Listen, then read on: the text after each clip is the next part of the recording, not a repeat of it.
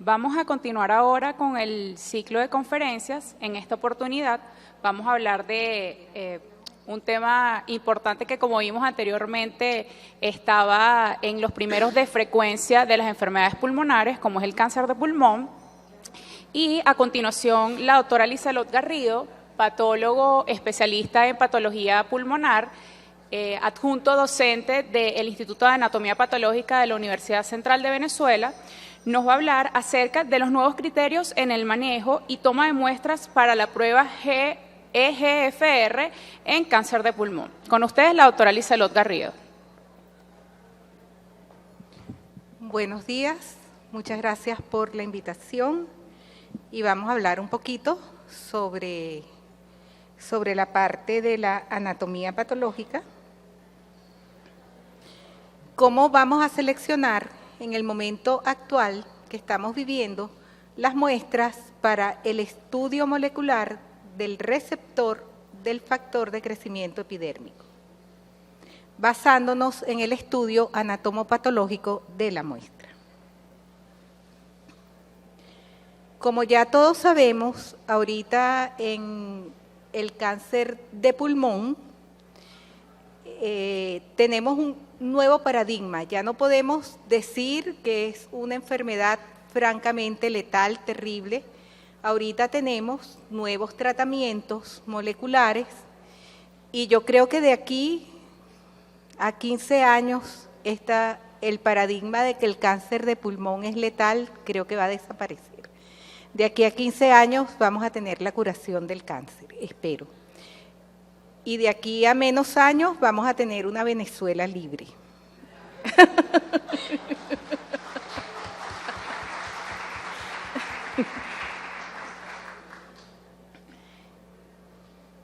Entonces, con estos nuevos cambios que hay en el planeta, ya estoy haciendo desastres, el cáncer pulmonar también tiene muchos cambios.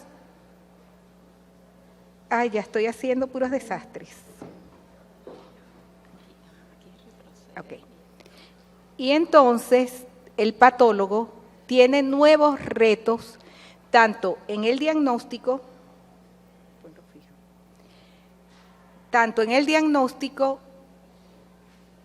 ok, no estaba fija el mouse.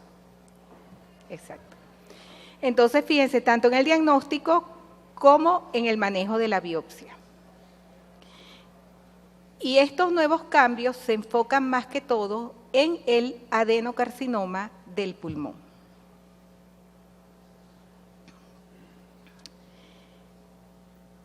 El tratamiento de este cáncer pulmonar, sobre todo del adenocarcinoma, y con los nuevos cambios también va a entrar el carcinoma de células escamoso y va a entrar en el futuro carcinoma de células pequeñas.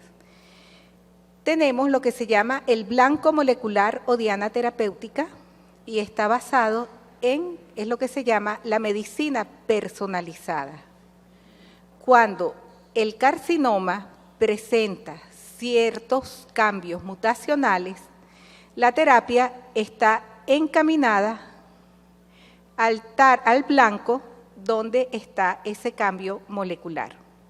Las tres mutaciones más importantes que tenemos son el KRAS, el factor del receptor de crecimiento epidérmico y la mutación ALK-EML4. De las tres, la más frecuente es la del KRAS, que desde el punto de vista tiene valor predictivo y pronóstico. Se ve en la mayoría de los carcinomas que están en relación con el cigarrillo y en los muy pocos diferenciados. Estas dos mutaciones que le siguen, la del factor del receptor y la de la ALK, son mucho menos frecuentes. Hoy en día hay tratamiento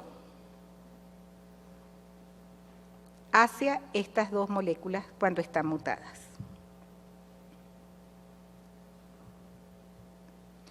Esto es para ver que en el adenocarcinoma las mutaciones más frecuentes que lo vean son el KRAS, la del factor del receptor, ALK Y cada vez van apareciendo, este cuadro ya casi que está lleno, van apareciendo muchas más mutaciones y están apareciendo nuevos tratamientos para los diferentes diagnósticos. La mutación del receptor del crecimiento, del factor del receptor del crecimiento epidérmico y ALK está localizada en el receptor de la tirosina quinasa. Esto es un esquema de lo que es un esquema, para no ponérselos, se lo puse un poquito con colores y más bonito para que les impresione bien a las neuronas y no le vayan a tomar rechazo. Pero este es un esquema de una célula, aquí está el núcleo, aquí está la membrana plasmática, aquí está el citoplasma, y el receptor de la tirosina quinasa es un receptor glucoproteico que tiene una parte que está en el interior de la membrana, una parte hacia afuera y una parte intracitoplasmática. ¿Qué es lo que hace este receptor de la tirosina quinasa? Este receptor promueve la formación de factores de crecimiento y proteínas que inducen la entrada de la célula en el ciclo celular. Y por la vía de la activación del PI3K, activa la proliferación celular e inhibe la apoptosis.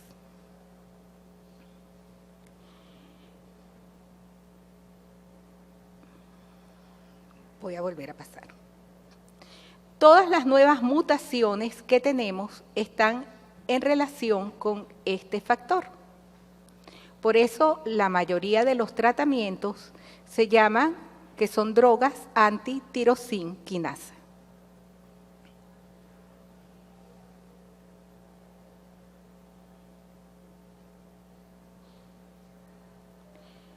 Los cambios están ahorita, los que están ahorita en el tapete, ya van a venir otros, están en relación fundamentalmente con el adenocarcinoma de pulmón. Este es el doctor Travis, que él y todo este grupo, todo este panel de médicos, se reunieron para hacer algunos cambios en el diagnóstico del adenocarcinoma. Nosotros, tradicionalmente, el diagnóstico de adenocarcinoma, utilizamos la clasificación de la OMS del 2004. Ahorita está por salir una nueva clasificación o un nuevo libro de la OMS con los cambios que este panel de médicos introdujo a partir del 2011. ¿Por qué hicieron ellos estos cambios con el adenocarcinoma? Porque tradicionalmente nosotros, por ejemplo, en lo que es el carcinoma de células escamosas, tenemos la historia natural. Ustedes saben que tenemos un epitelio respiratorio que es cilíndrico simple, pseudoestratificado ciliado. Por acción de noxas externas, sufre una metaplasia, que es la metaplasia de células escamosas. Y esta metaplasia puede ser típica o atípica. Cuando es atípica, puede evolucionar hacia el carcinoma de células escamosas. Hoy en día se conoce que en el adenocarcinoma también tenemos una historia natural. Hay una hiperplasia adenomatosa atípica, hay un carcinoma in situ ya demostrado y tenemos el adenocarcinoma. O sea que tenemos la historia natural y aquí viene el reto para los clínicos y los cirujanos de tórax, porque este adenocarcinoma in situ y adenocarcinoma muy temprano, mínimamente invasor, tiene cambios tomográficos que son el reto para los clínicos. Y el reto para los patólogos es el diagnóstico. Y no solamente el diagnóstico en las biopsias definitivas, sino diagnóstico en las muestras congeladas. Entonces aquí viene todo lo que es el mundo de los retos. Y esto es todo lo que ellos están diciendo en este artículo. Nos vamos a focalizar en el adenocarcinoma invasor. Ya les dije que en la historia natural tenemos una hiperplasia adenomatosa atípica, tenemos un carcinoma in situ, que es el que nosotros antiguamente llamábamos carcinoma bronquiolo-alveolar, y se llama in situ porque este adenocarcinoma no invade el estroma, o sea que está dentro del alvéolo, no rompe la membrana basal y no invade a la pleura. Ese es el in situ. Existe otro que se llama adenocarcinoma mínimamente invasor y tenemos aquí el adenocarcinoma invasor. Eso es lo que vamos a tratar hoy cuando llegue el adenocarcinoma invasor, que es cuando nos llegan la mayoría de las biopsias. Y es lo que manejamos diariamente. Como les dije, el bronquiolo alveolar quedó como un adenocarcinoma in situ. Entonces, esos adenocarcinomas que tradicionalmente nosotros veíamos, que llamamos bronquiolo alveolar, porque está creciendo en las células del alvéolo y se extiende por la pared alveolar, y a veces tiene proyecciones hacia la luz que le da un aspecto como de alas de mariposa. Cuando es invasor y es no mucinoso, que no produce mucina, hoy en día se llama adenocarcinoma predominantemente lepídico. Después le sigue el acinar, cuando forma tubos papilar. En la nueva clasificación se hace énfasis cuando el adenocarcinoma tiene un patrón micropapilar, porque tiene muy mal pronóstico. Y el adenocarcinoma sólido. Esto es con lo que nosotros nos vamos a manejar en el diario vivir. El lepídico, el acinar, el papilar, el micropapilar y el sólido. Existen otras variantes. O sea, existen, quiero decir, que se hicieron modificación con otras variantes. ¿Cómo son? El adenocarcinoma que llamábamos bronquiolo alveolar de tipo mucinoso, ahora se llama adenocarcinoma mucinoso con patrón lepídico. Tiene muy mal pronóstico. Existe el sinoadenocarcinoma mucinoso, el coloide, el fetal de alto y bajo grado y el entérico. De esta clasificación desaparecieron el adenocarcinoma con células en anillo de sello. Hay que referirlo, el patólogo debe referirlo si lo encuentra, pero no como una entidad aparte, no como una variante aparte. Si vemos el patrón con células en anillo de sello, hay que referirlo por el pronóstico y porque expresan la mutación ALK. Carcinoma con células claras. Tanto el adeno como el escamoso pueden presentar células claras, pero no lo ponemos como una entidad. Bueno, el coloide, que es muy raro, que es muy parecido al adenocoloide de la mama, el fetal de bajo y alto grado que se ve en gente joven. Muchas veces pacientes jóvenes que presentan adenocarcinomas de pulmón, se puede tratar de esta entidad, el fetal de alto y bajo grado, que tiene, si es de alto grado, tiene muy mal pronóstico y el de bajo grado, obvio, mucho mejor pronóstico. Y el entérico es importante tenerlo presente porque nos puede expresar, se puede comportar como un adenocarcinoma de tipo gastrointestinal. Nos puede expresar citoqueratina 7 y citoqueratina 20. Pero para la diferenciación se le hacen otros marcadores. Entonces aquí tenemos, así nos queda la clasificación del adenocarcinoma. Y para decirlo en este orden, tal cual está aquí, es el comportamiento biológico, así como lo tenemos, tal cual. Mejor pronóstico y hasta aquí pronóstico más ominoso. Entonces, ¿cómo vamos a manejar nosotros las muestras del adenocarcinoma? para hacerle el estudio del factor del receptor de crecimiento epidérmico. Tenemos que saber primero tipo de muestra, fijación, procesamiento, histoquímica, inmunistoquímica, diagnóstico y después concluimos. El tipo de muestra puede ser muy variada. O sea, sabemos que las muestras que nos llegan puede ser por broncoscopia, punciones, toracoscopias, quirúrgicas. Y de acuerdo a este tipo de muestra vamos a tener mayor o menor material. ¿Qué es lo importante en la muestra? Y que ahorita como tenemos muchos problemas socioeconómicos, ¿sí? Entonces, hay que tener mucho cuidado con la fijación. La fijación tiene que ser en formol buffer al 10%.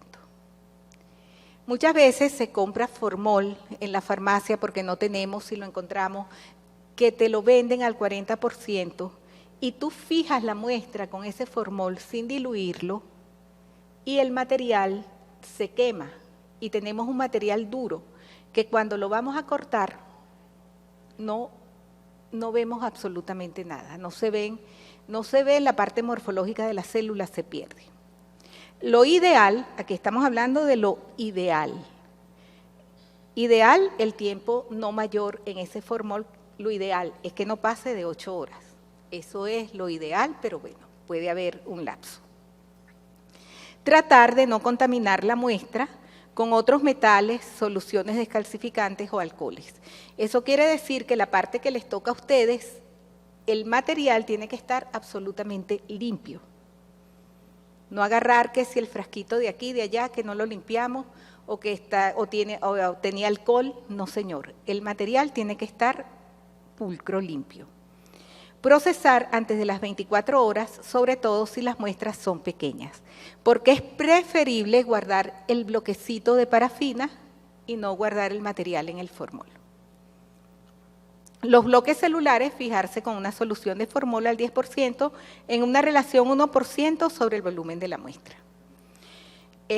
Yo sé que hay equipos que cumplen a cabalidad esto y esto es con la pieza de biopsia, pero cuando nos mandan los líquidos, siempre se le debe echar su proporción de fijador para que la célula se pueda preservar. Y claro, aquí estamos hablando del factor del receptor de crecimiento epidérmico, biopsias y bloques celulares, pero aprovecho de decirles que cuando hacemos extendidos de cepillados, ustedes los tienen que fijar inmediatamente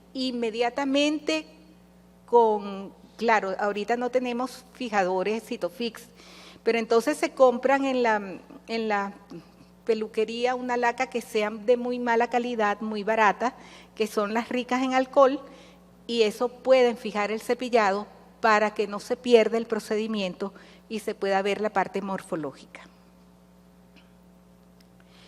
Procesamiento, hematoxilina y eosina, hacer histoquímica. Ahorita los expertos están recomendando la histoquímica, un simple PAS, porque nos puede ayudar mucho. ¿Por qué razón? Porque básicamente vamos a tener dos tipos de lesiones, o el adenocarcinoma o el carcinoma de células escamosas.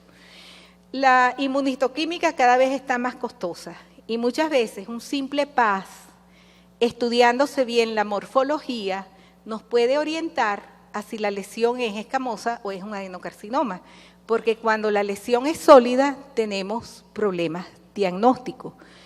Claro, ¿qué pasa si tú tienes una buena relación con tu clínico?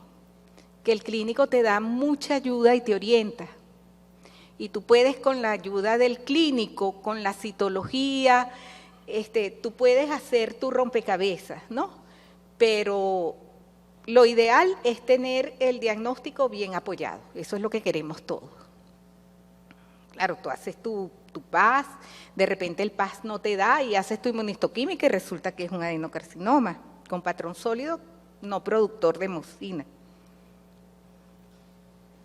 Entonces, seguimos con nuestra selección. El adenocarcinoma es una neoplasia epitelial maligna con diferenciación glandular o producción de mucina. Por eso es que la mucina es lo que vamos a tratar de buscar por todos los medios. Muchas veces no lo podemos encontrar. El patrón de crecimiento, como les dije, lipídico, acinar, papilar, micropapilar, sólido y otras variantes. Se los puse otra vez así para que ya se lo aprendan de memoria, porque viene así. En este orden, está en ese orden y en ese orden tenemos el pronóstico. Tenemos que ponerle siempre la diferenciación. Como aquí es la selección para el estudio del factor de receptor, lo ideal es hacérselo a todos los carcinomas, pero en este momento tenemos que hacer una selección porque desde el punto de vista económico, tú que estás encargada de esa parte, no se le puede hacer a todos. Entonces, ¿cuáles vamos a escoger? Lo ideal, los bien diferenciados y los moderadamente diferenciados. Con patrón lipídico no mucinoso, ese es el que va a dar posiblemente 100% va a expresar la mutación. Y mixto, por si acaso, esa parte no mucinosa nos expresa la mutación. En este orden, volvemos otra vez al orden. Lipídico, acinar, papilar y sólido. Sin embargo, unas niñas del militar hicieron su trabajo especial de investigación, estudiando los casos que le había dado factor del receptor, y el mayor porcentaje lo tuvieron en carcinomas sólidos, adenocarcinoma sólido. Bueno, eso pasa, adenocarcinoma sólido y papilar, fue lo que les dio a ella. Bueno, pero en este orden es que debemos hacer en tiempos de crisis, y que sean bien diferenciados y moderadamente diferenciados. Aquí tenemos, esto es lo que se llama un patrón acinar. Fíjense que son diferentes porque depende de cómo esté la batería de coloración en ese momento. Aquí le faltó eosina, aquí hicieron buen contraste, en estos dos hicieron buen contraste, aquí está bastante azul. Pero este es un patrón acinar que está formando tubos, este es un patrón lipídico no mucinoso y que tiene áreas micropapilares, que son estas que estamos viendo aquí. Cualquiera de los tres puede expresar el factor del receptor de crecimiento epidérmico. Este es un patrón acinar, fíjense, el tubo. Este es patrón acinar, pero ¿qué pasa? Que no estamos viendo, aquí se ve mucho mejor el epitelio, en otras partes está, bueno, son artificios de procesamiento y esto que se ve aquí fibrótico se llama, uno lo llama la desmoplasia, cuando el tumor produce mucha fibrosis. Eso se llama reacción desmoplásica.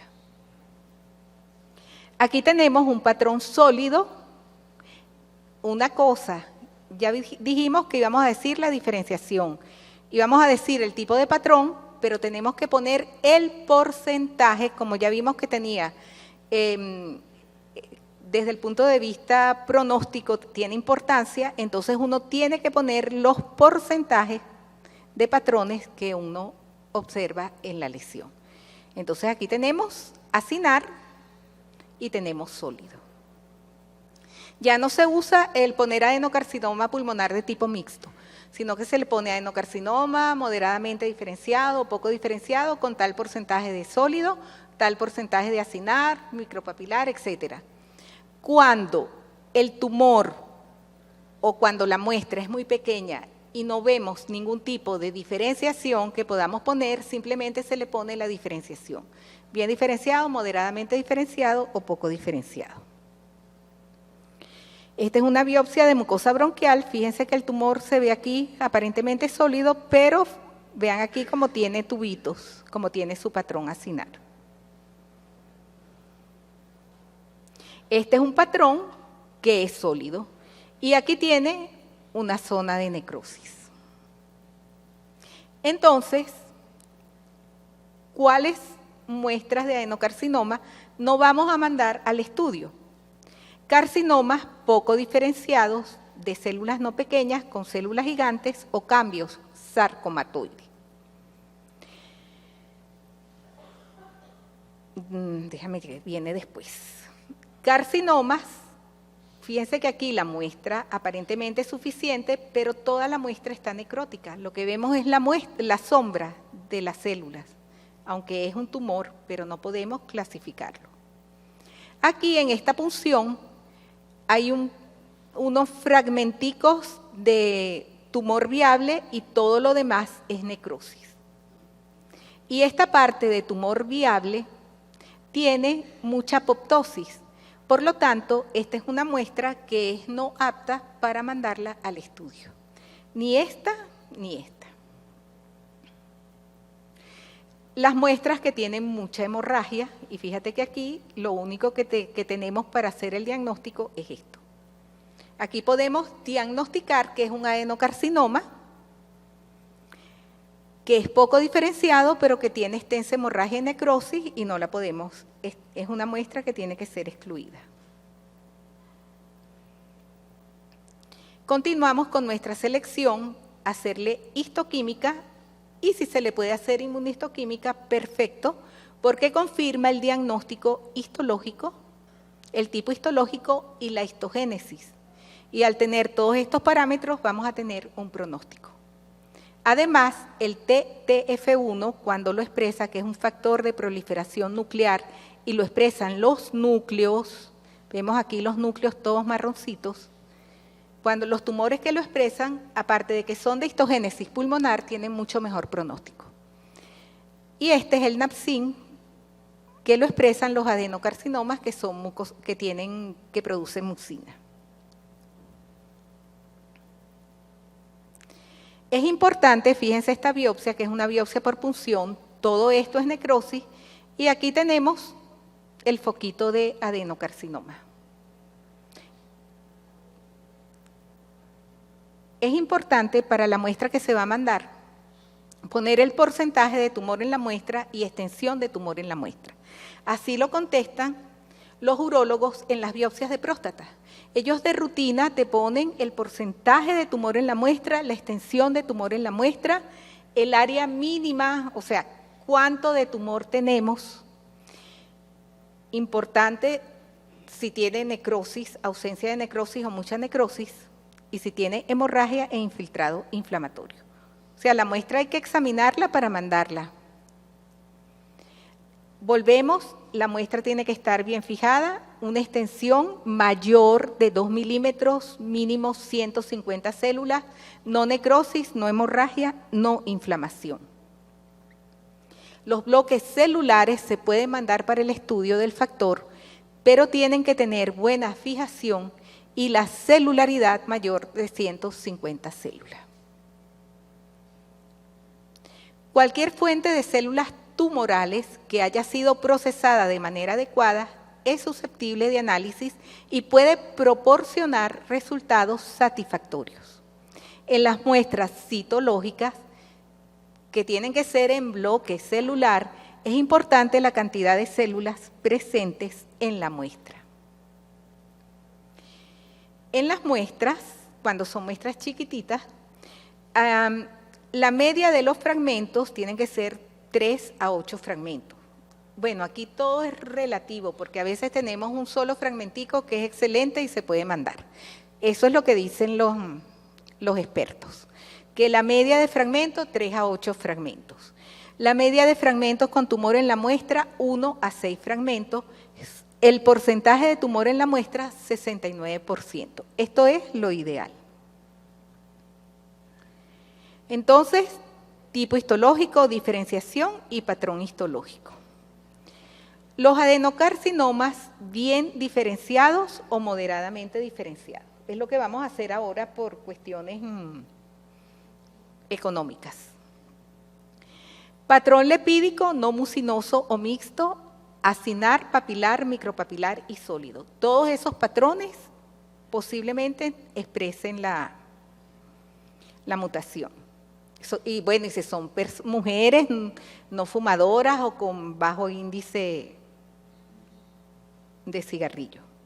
Porcentaje de tumor en la muestra, mínimo 50%, el efecto práctico, contar 150 células bien preservadas. Este ejemplo lo pongo porque es una biopsia pulmonar de una paciente que se le había hecho el diagnóstico de enfermedad pulmonar intersticial difusa, le tomaron esta biopsia pulmonar a cielo abierto, fíjense que tiene aquí estos nódulos, y resultó un adenocarcinoma lepídico no mucinoso, citoqueratina 7 positivo, 20 negativo, TTF1 positivo. Este es el patrón de los adenocarcinomas, esto que tenemos aquí. La mutación del receptor está bien relacionada con el patrón lepídico no mucinoso. A esta paciente había que hacerle su estudio molecular. ¿Qué pasó? La paciente perdió el bloque. ¿Y qué hizo el oncólogo? El oncólogo le puso su tratamiento antitirosina quinasa y la paciente mejoró notablemente. Claro, no es lo que se debe hacer. Fue un caso de excepción. ¿En qué nos ayuda la inmunistoquímica? Porque a veces, si tenemos una muestra que sea pequeña, que epidemiológicamente la paciente pudiera tener la mutación, esa paciente, el informe histológico nos da adenocarcinoma moderadamente diferenciado, bien diferenciado con un patrón lepídico no mucinoso, que es evidente. ¿Qué es más importante? ¿Hacerle inmunistoquímica o mandarla directamente al estudio molecular? ¿Qué sería lo importante? Mandarlo directamente al estudio molecular sin hacerle inmunistoquímica. Por eso es que los casos tenemos que discutirlos, porque si tenemos la muestra muy pequeña, yo le voy a hacer inmunistoquímica, una muestra que ya yo sé lo que me va a dar. Oye, yo lo que debo es mandarla al estudio molecular para que la paciente se beneficie del nuevo tratamiento y con un apoyo científico, con un soporte, ¿verdad? Entonces, por eso todos los casos tenemos que discutirlos, todos los casos tenemos que estudiarlos. ¿Cuándo es muy importante la inmunistoquímica? Permite diferenciar adenocarcinomas primarios de los metastásicos. Nos permite en la pleura diferenciación de adenocarcinomas y mesoteliomas y metastásicos también. Y nos permite diagnosticar tumores neuroendocrinos o tumores que tengan una combinación o un rasgo neuroendocrino. El patólogo, lo ideal es que debe seleccionar el bloque con su correspondiente lámina en la cual debe estar marcada el área específica de estudio. Eso es lo que se debe hacer. Marcar el área en la lámina y en el bloque ponerle un circulito, porque lo ideal es la macrodisección, quitarle ese pedacito y mandarlo aparte, o la microdisección por láser, pero bueno, eso es lo ideal. Ahorita nos tenemos que conformar con la parte visual nuestra, morfológica, esto y se manda. Pero ni siquiera eso lo estamos haciendo. En el caso de no disponer del sistema de macro y microdisección, se seleccionará el bloque que disponga de mayor componente neoplásico respecto al tejido no tumoral, siempre estimando la proporción de tejido tumoral y refiriéndolo en el informe. Recordar las áreas lepídicas, papilares, micropapilares, en tachuela, etc. Todas esas partes, todos esos adenocarcinomas con esos patrones pueden manifestar la mutación. Este lo va a manifestar porque es un tumor con un patrón lepídico no mucinoso, citoqueratina 7 positivo, 20 negativo y que expresa TTF1. Es importante establecer nuestro protocolo de trabajo y siempre tener presente el trabajo en equipo, porque eso, bueno, es lo que nos va a dar muchas pautas. La integración del estatus morfológico molecular va a ser la forma de trabajar en el futuro y recordar, como decía Virchow, que todas las cosas, toda la vida comienza en la célula y termina en la célula. Por eso es que el futuro va a ser pura célula, parte molecular de la célula, en todos los tumores. Las 3 mutaciones que no les dije, tanto el KRAS, que eso lo expresan todos los tumores poco diferenciados, adenocarcinomas poco diferenciados, el factor del receptor y la LK son mutuamente excluyentes, gracias a Dios. Que si hacemos el factor del receptor y nos da, se excluye el hacer los demás estudios. En un país desarrollado hacen todos los estudios, porque nunca se sabe qué nueva mutación hay y qué nuevo cambio hay. Entonces, muchas gracias.